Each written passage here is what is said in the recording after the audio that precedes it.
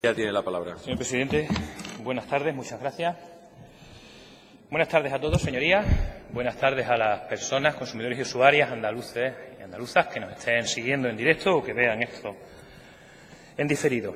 Les ruego que me presten atención y conocerán una historia muy curiosa al respecto de la materia objeto de esta proposición de ley.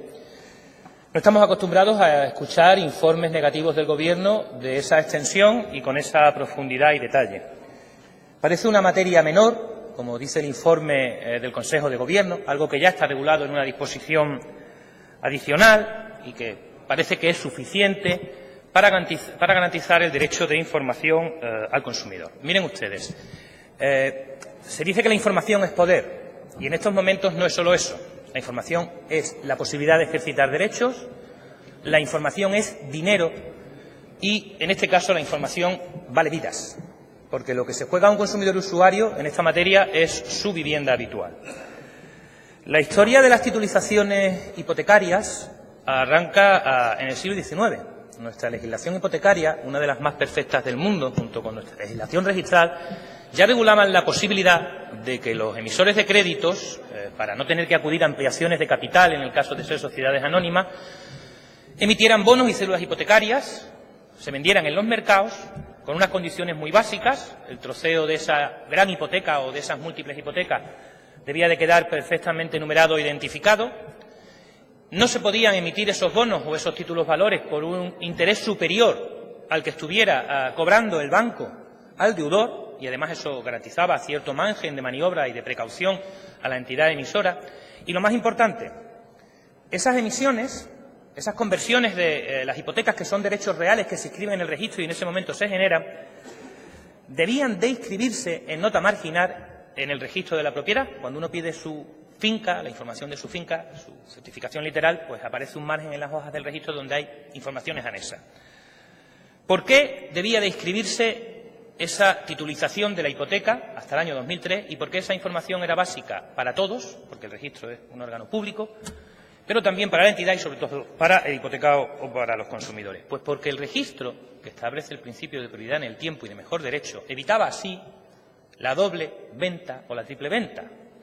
Una célula o un bono hipotecario te permite y te ha permitido siempre poder ejecutar tu trocito de préstamo si no te pagan. Si tú has invertido 1.000 euros en una hipoteca de 5 o 6 millones de euros de una gran empresa, si no te pagan puedes ejecutarla.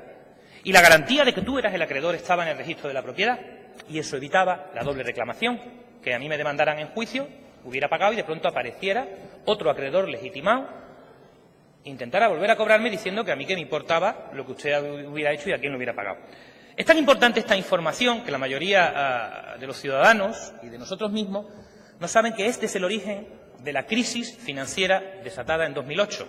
Un banco como Lehman Brothers, en el sistema americano, donde no existe esta información tan precisa de carácter registral como la que teníamos los europeos, había titulizado miles, millones de hipotecas, las había vendido en el mercado y el problema es que había vendido varias veces el mismo derecho de hipoteca. En algunas ocasiones hasta 4 veces. Cuando Lehman Brothers quiebra, en el Tribunal de Quiebras de Nueva York, sobre 480.000 millones de dólares solo aparecieron 80.000 millones de dólares de acreedores. No aparecieron los otros 400.000. Eran inversores fundamentalmente europeos, bancos europeos, que creyendo que su sistema tenía la misma eficacia y seguridad que el nuestro, compraron esos títulos sin saber que efectivamente estaban comprando cosas que ya se habían vendido a otros. Esa falta de información referida a este tema, a la información sobre las titulizaciones, nos ha llevado a donde estamos hoy desde el punto de vista financiero, social, democrático, estatal, etcétera, etcétera, etcétera. Esta ley no es un capricho.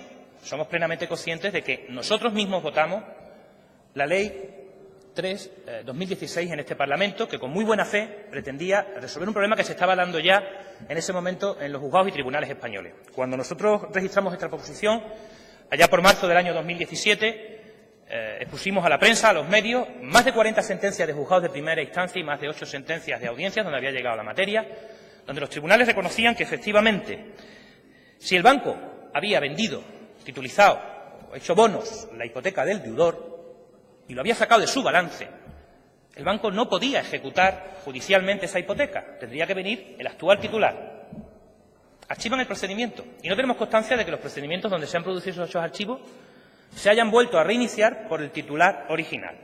Por dos motivos. Porque fundamentalmente son fondos de tutelización que carecen de personalidad jurídica, por decirlo así la ley, y porque es un problema para el banco comunicarle a sus inversores en esos fondos que existen algunos fallos en los pagos y, bueno, que necesitan autorizaciones especiales para demandar. La ley regula la creación de esos fondos de tal manera que el banco los saca al mercado, los hace títulos valores y se queda como administrador para cobrar a los deudores hipotecados y pagar a los inversores. Es bueno que haya créditos, que además se titulicen, como hemos dicho, proporciona al banco un capital para seguir operando, pero también es bueno que se cumplan las leyes. Y eso es lo que están haciendo los juzgados y tribunales españoles, exigiendo que sea el acreedor legítimo el que demande, y no un tercero que carece de título, porque efectivamente luego podría aparecer titular de ese bono, de su cédula, y pretender cobrar de nuevo. Miren, el asunto es tan importante y la materia, tal y como la regulamos aquí, ha tenido tantos fallos, que esta mañana yo he hecho un experimento en redes sociales. En mi Twitter, abogado, y en mi Facebook he puesto una solicitud a los ciudadanos de ayuda, diciéndole que por favor me aportaran alguna prueba, fundamentalmente a través de fotografía, donde el banco les hubiera notificado la titulización de su hipoteca, como decía nuestra ley del año 2016. Desde entonces, en Andalucía, se han seguido concediendo hipotecas y en un simple vistazo al registro de la Comisión Nacional del Mercado de Valores me encuentro con más de 20 y tantos fondos constituidos desde esa fecha. Es imposible que no haya miles de hipotecas andaluzas que se han titulizado. Bueno, pues a esta hora, más de 25.000 pantallazos y visiones de esa pequeña solicitud de ayuda en las redes sociales, y no ha aparecido nadie que haya sido capaz de decirnos, sí, a mí me lo ha comunicado el banco. Es imposible que esta ley podemos decir que haya sido efectiva. La ley es muy sencilla. Cualquiera que le haya echado un vistazo al cuaderno de sesión de este pleno, bueno, pues se va a encontrar simplemente con 7 artículos. Mire usted, cuando uno vaya al banco, el banco tiene la obligación de darle la información sobre quién es el titular, dónde está su hipoteca, bajo qué número y cómo proporcionarle esa información al consumidor. ¿Por qué hemos puesto un plazo de 5 días?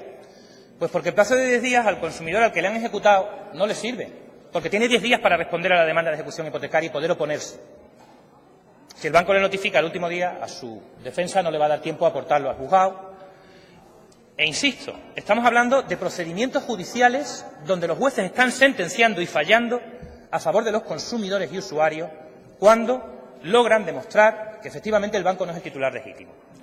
La situación es dramática, porque cuando uno es consumidor y usuario y no puede pagar, y les recuerdo otra cosa importantísima, este país era el primero en el ranking mundial en la tasa de pagos de hipotecas, por debajo del 0,8%. En Japón estaban en el 1,2% durante las 3 décadas anteriores. Es decir, los deudores españoles cumplen fielmente sus deudas. Y los deudores bancarios españoles se han visto sometidos a cláusulas suelo, cláusulas de vencimiento, es decir, a todo tipo de tropelías por las entidades financieras, confirmadas tanto en nuestros tribunales de instancia como en el Tribunal de Justicia de la Unión Europea. Es decir, no es un capricho. De verdad, los ciudadanos españoles han intentado cumplir sus obligaciones. No estamos diciendo que no se paguen las deudas, estamos diciendo que se garanticen los derechos básicos que están recogidos en las leyes.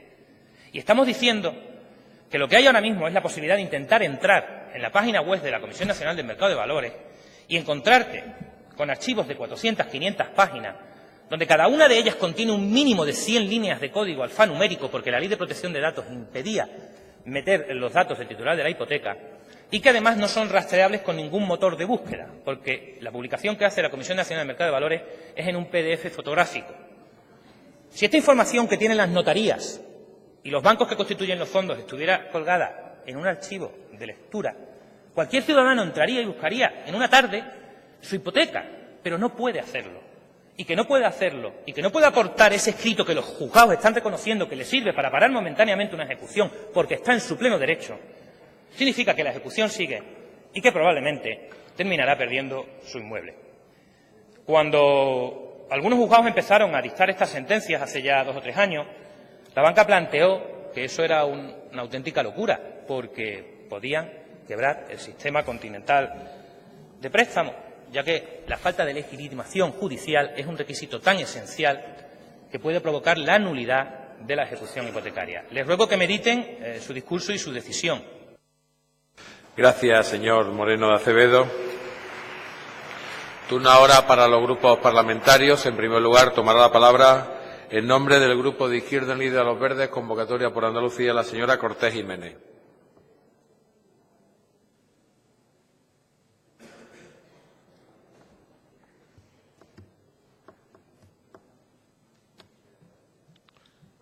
Su señoría tiene la palabra.